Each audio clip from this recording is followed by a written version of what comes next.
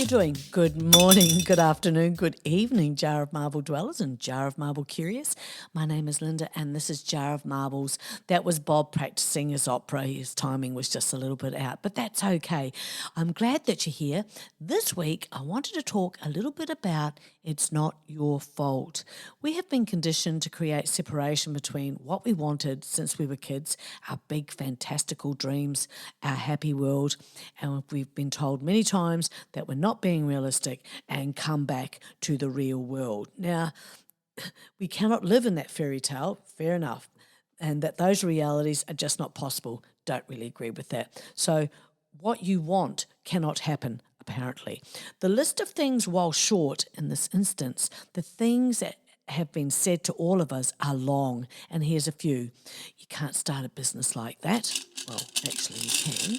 I'm only talking from my own experience. Who do you think you are? Who are you to help people?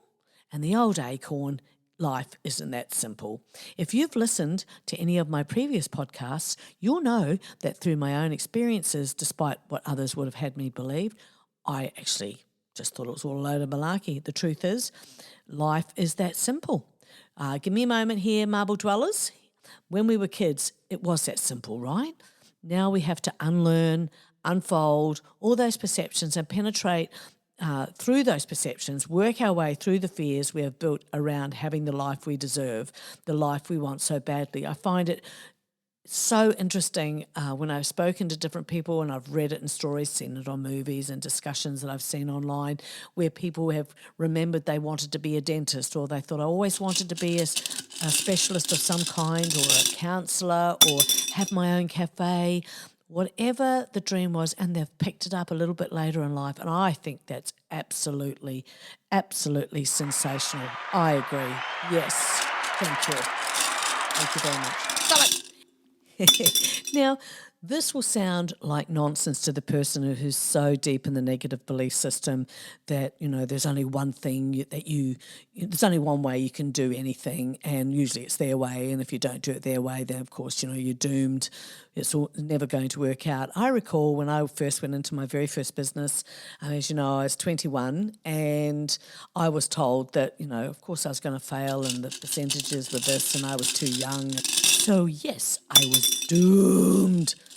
But the thing that really stood out with all the naysayers and the non-support and, how it wasn't going to work, the main reason was because I didn't have a business plan.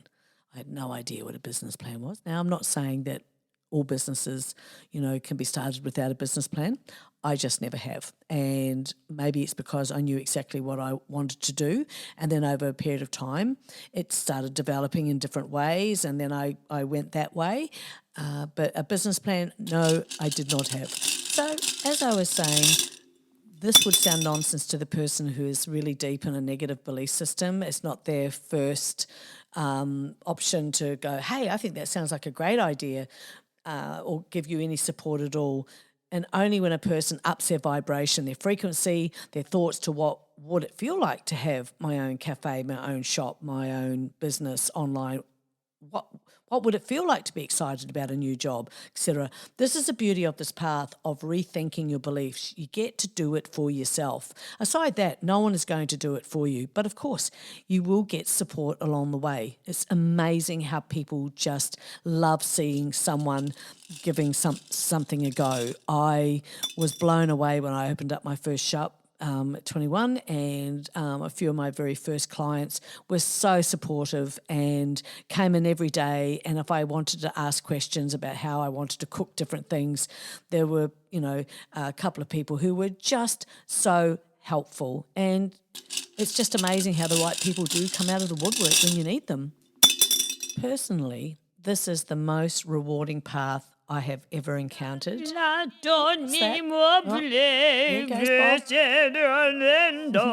is opera.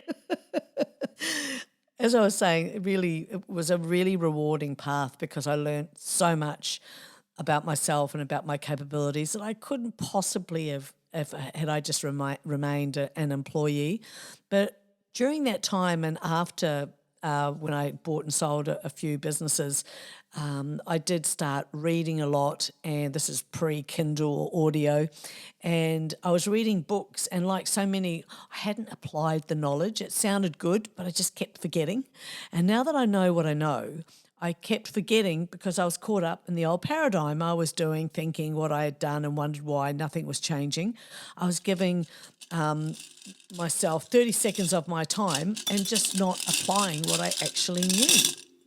Now, I know that sounds very confusing because I was pretty confused too. But over time, once I started noticing that I was forgetting to notice, I did start realizing that my thinking was changing and that thinking was starting to become my new normal, my default thinking, if you will. I cannot express the exuberance I felt when I knew I had done it because I was getting so frustrated. So I just kept going, and I continued to feel inspired and not held back by others or other scenarios that involved too many people and moving parts, but mainly people. So I was starting to see myself and others for exactly who they were and who I am, and I made my decisions from there. So if you are aspiring to clean up your thinking, because that takes a lot of awareness when you've reached that place, doesn't it, where you go, hold on a minute, I need to sort this out, sort out your own motherboard, then this will make exciting sense to you. If not, you may be minutes away from heading in a new direction, without realising it, or you've sensed that it's coming on. So where are we off to, Fiji? Bob, I tell you what, that is looking like a very good option to me.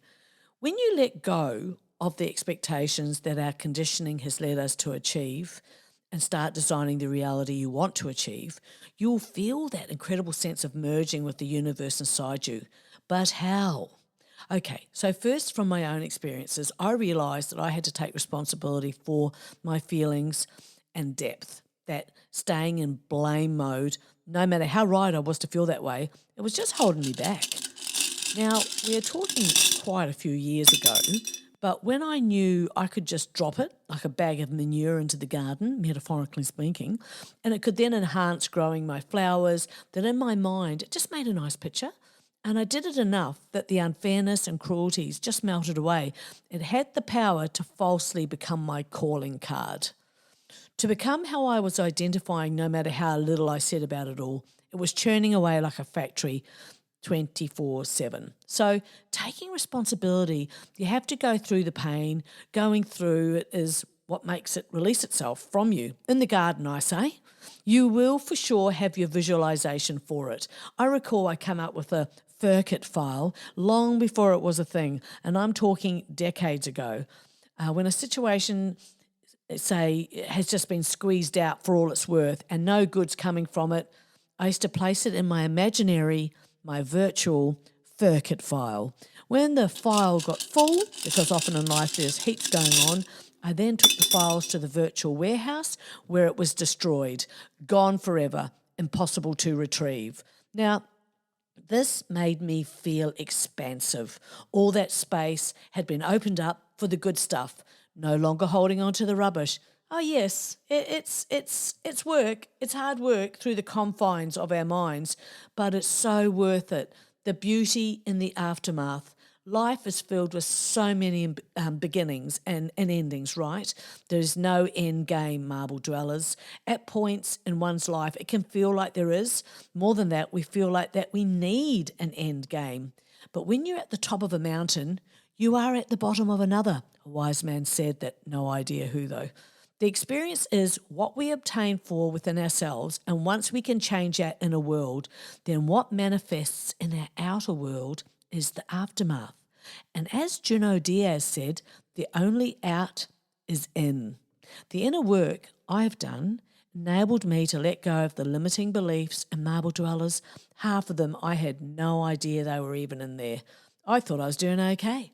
But okay is nowhere near as lovely as feeling inspired and free. So when you hear the saying, follow your dreams, this takes on a whole new perspective. So I'm here to say it's not your fault Hashtag, it's not your fault. If you have gone through your life believing that you could have done better if you'd done this, if you'd done that, a lot of us were raised under, roofs that had beliefs that were incredibly limiting.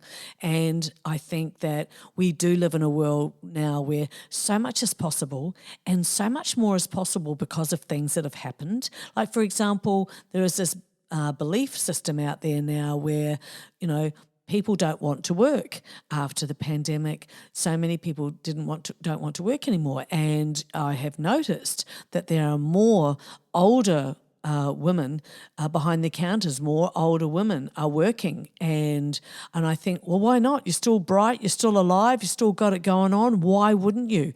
And so it's a changing world. So if there's something that you think that you'd like to have a go, you've got to. Because, at the very, very least, you can say, I gave it a shot. I absolutely gave it a shot. It didn't work out, but I gave it a go. Or you gave it a go, and I'm so glad I did because it's changed my life for all time. Yeah, that's definitely worth an applause for sure. I've got a song I'd like to sing for you. Oh, do you really, Bob? You've been really trying to get my attention. You know what? Here's your moment. Go for it. All right then. La la la la la la la la la la la la la la.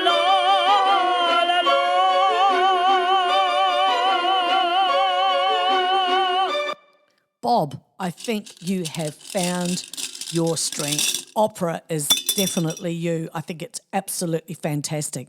Really? I really, really do. Oh, my goodness.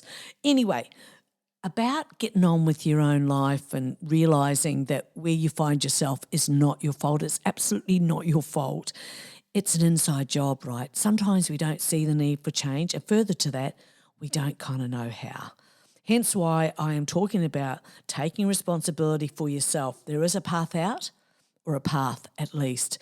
And when I talk about responsibility, that is a really great feeling when you come out the other end and go, yes, I got the job, or yes, I'm going to start that business, or yes, I'm going to go get going into my rock band. It's the gift of being human. There is always room for something else. There's always room for improvement in whatever way that matters to you. That is of great interest to me, reigniting an interest or a vibration in myself and hopefully others to have a lighter, more inspiring footprint. And yes. Oh, thank you. Thank you so much. Oh, I really appreciate it. Thank you. Just know that you are part of a really big movement. There are so many of us that are shifting the limited consciousness. So much can no longer be applied. We all know too much now. Simple and great truths that help us and soothe us. I would much rather hear a beautiful message of hope, something I can do to improve my mind health. The days of how I was are long over because, yes, we can't expect life to be fair. Yeah, I get that. But we do have a say. We do have a say in how we're going to feel. I remember years ago when they were talking about, you can change the way you respond. Until you're really ready to do that, it can be a bit annoying, or it can just sort of feel like, well, I'm not there yet because I'm still busy reacting and responding. But once you start considering what it is actually doing to you, there comes a day when you just think, no, I'm not going to anymore. And you know what? It actually is that simple when you're ready to make that decision. So I would say don't shrink for anybody. Head up and move forward. I paint stones and rocks with women's faces on them with various hair colours, skin tones, and they are my marketing calling card. I leave them everywhere I go. I have friends and family who have taken them out of state here in Australia on planes, and even to El Paso in the United States of America. They are appearing everywhere. And why? Well, they are representative of the podcast Jar of Marbles, which also can be found on Facebook under the name of Rock Chicks, ROCKCHICKS, Rock Chicks. And what it stands for, they are women from every walk of life, from every culture and planet. We are a force together, paving the way for ourselves and each other. They are the rocks of self-care, the rocks of power, and the rocks of freedom. Rock chicks, marble dwellers, rock chicks, same thing really. I paint them every week and leave them wherever I go. I have a couple that reside in people's tills and their shops, people I don't know who just love the identification that they have made with the rock chicks. They like to see the face when the till opens with a cash sale, which is even better. They are in people's pockets, they're on their fridges, they're in their offices, they're at gyms, they're at cafes, they're in forests, a reminder that they have got it, that they will get through. Look, we know that the good times don't last, but either do the bad times. What I'd like you to consider, if this is where you find yourself, is self-sabotage. Is this what's going on with you? Self-sabotage could be stepping in and stopping you from going for what you want. I had a little think about this, and I thought about there are just different ways that we can self-sabotage, and one is extending grace to other people but expecting yourself to be perfect. I mean, how often do we do that? Like I've mentioned this in other podcasts where we are often kinder to strangers than we are to ourselves. Waiting until you feel completely ready before you attempt something. OMG. No, don't do that. That is never going to get you to where you need to go. Like I remember when I was starting to teach myself how to put a podcast together, and it was a lot, Marble Dwellers. Oh my goodness. And then I was listening to other podcasts, people who were advising people about podcasts, and they were saying that, you know, they were having these gatherings with people a year later to say, hey, have you started your podcast yet? Oh, well, when I get it, I just need to get it a little bit better, tweak it here and there, and then we're going to start a year later. No, we're just about there. When I started my podcast, number one, it is nothing compared to what it is now. My equipment has changed, the formatting has changed, but all I knew was I had to get started. Just get started and then let yourself grow and develop. And it is the only way to grow and develop. Another one is staying in familiar situations where you know you're unhappy, but you're doing it out of the fear of the unknown. I think most of us at some level, if we've not experienced it, we know someone that has. That familiar just seems to be, you know, that's all that it's got going for it. You're unhappy, you're miserable, but at least you know where you need to be every day. Don't you think you deserve a little bit more than that?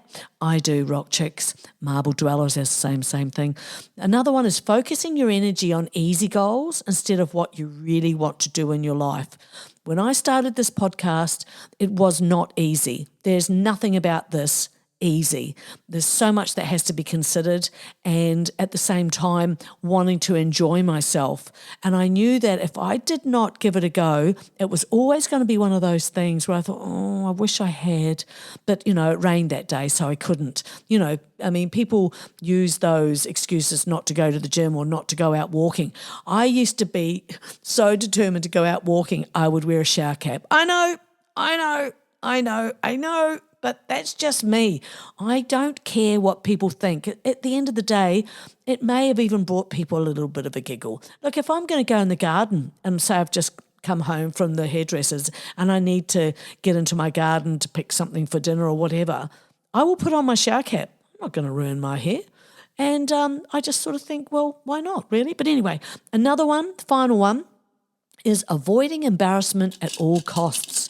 Instead of allowing yourself to just be bad at something, maybe you should seek out embarrassing situations on purpose to prove to yourself embarrassment is survivable.